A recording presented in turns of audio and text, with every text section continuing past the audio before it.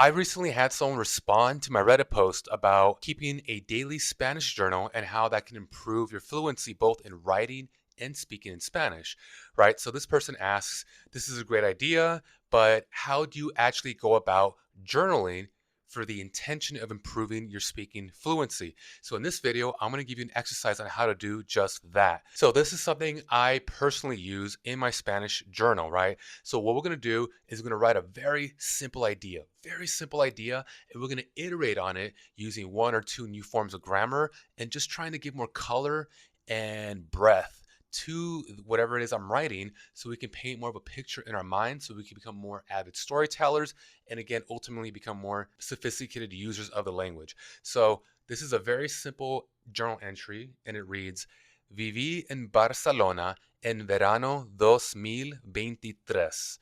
Ahora vivo en los Estados Unidos, pero viviré en España en el futuro. Very simple writing, right? So all I'm really doing here is expressing a couple of facts about a personal experience I had in the past.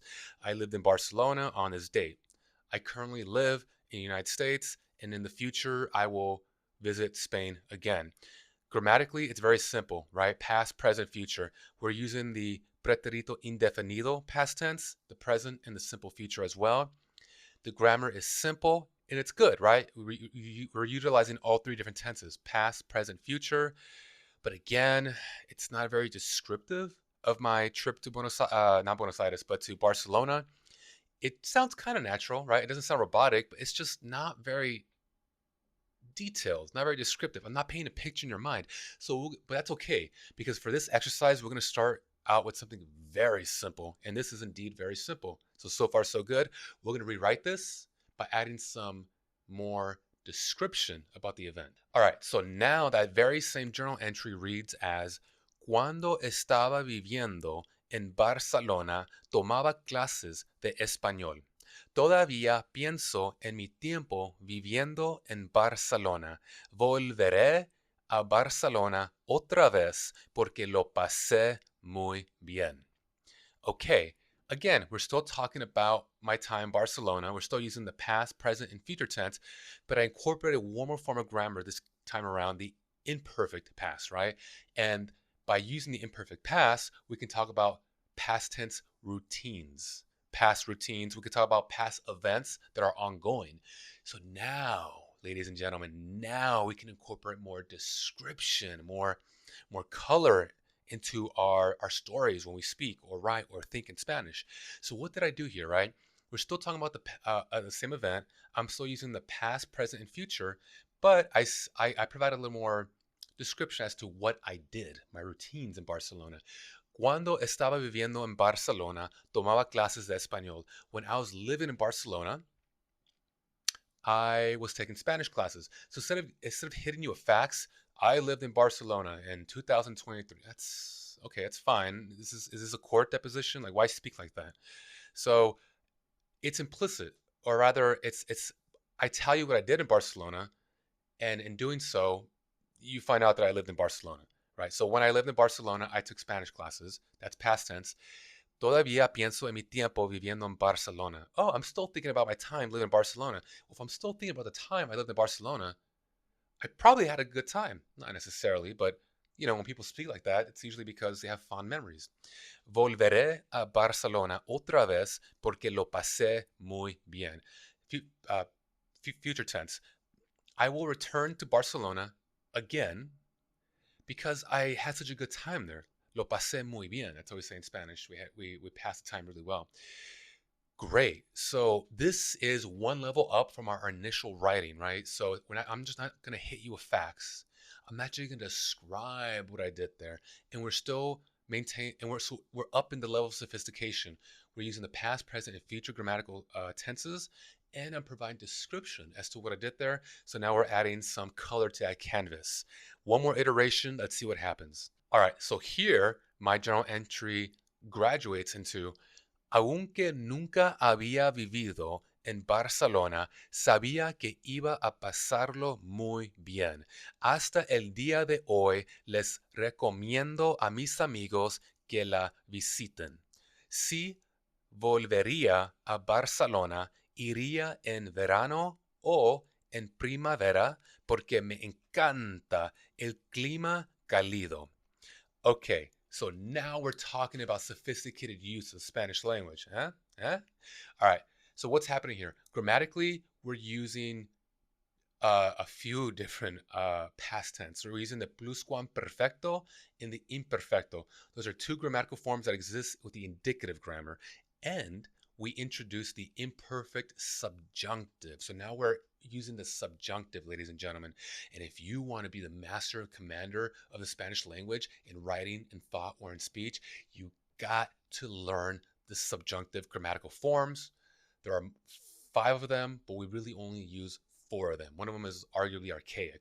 So there are 4 grammatical forms you got to learn about, but more on that later. So let's break this down. Aunque nunca había vivido en Barcelona. Right there, we're using the pluscuamperfecto, right? So it's the past tense. We're speaking in the past tense, but then we move back in the timeline to describe a past event, right? So here I'm saying, never before had I lived in Barcelona. So we're in the past, like I'm living in Barcelona in the past, but before that past event, I had never lived in Barcelona, right? You guys know the pluscuamperfecto. Aunque nunca había vivido en Barcelona, sabía que iba a pasarlo muy bien. Oh, this is already such a better use of the language. Although I never lived in Barcelona, I knew I would have a really good time. Like, damn, really? You're set? Like, okay, tell me more. Storytelling wise, this is hooked. I'm hooked. Like, why did he know he'd have a good time? Hasta el día de hoy les recomiendo a mis amigos que le visiten. So here I'm saying, even to this day, I recommend my friends visit. So here we're using the subjunctive form again, or for the first time, que la visiten. And we're using the subjunctive here for visit because we're issuing a recommendation, which in Spanish, if you recall, we use the subjunctive for recommendations. Let's keep reading. Si volvería a Barcelona, iría en verano o en primavera porque me encanta el clima cálido. So here we're using the imperfect subjunctive to describe a counterfactual reality, right? So this is substituting for the simple future tense that we saw in the first and second iteration. So this is a common syntactical structure, by the way. We say if this were to happen, then this other thing would happen, right? So if imperfect subjunctive, then indicative conditional. Si volvería. So volvería, that's the imperfect subjunctive verb conjugation of volver. Si volvería a Barcelona. If, hypothetical, counterfactual, if I were to return, and that's the future tense is implicit in that. If I were to return, I would return in the summer or the spring because I love the warm weather. It's like, wow, like I feel like I'm already in Barcelona the way you're describing it, Alexander. All right, so that's it. So to recap, the writing exercise is to start with something really simple.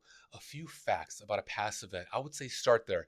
Super simple. Make it an exercise. How simple can you go? Go intentionally simple. Are you the master and commander of this language? Then you should be able to describe something intentionally very simple or intentionally. So you write something very simple, just a few facts like I have here, and then you increase the level of sophistication by 1 level, right? So now you provide a description. What did you do, right? Add a little more color to the past event of your life. What kind of routine did you engage in? And then increase the sophistication 1 more time, and you could replace the future tense with the imperfect subjunctive. You can do whatever you want.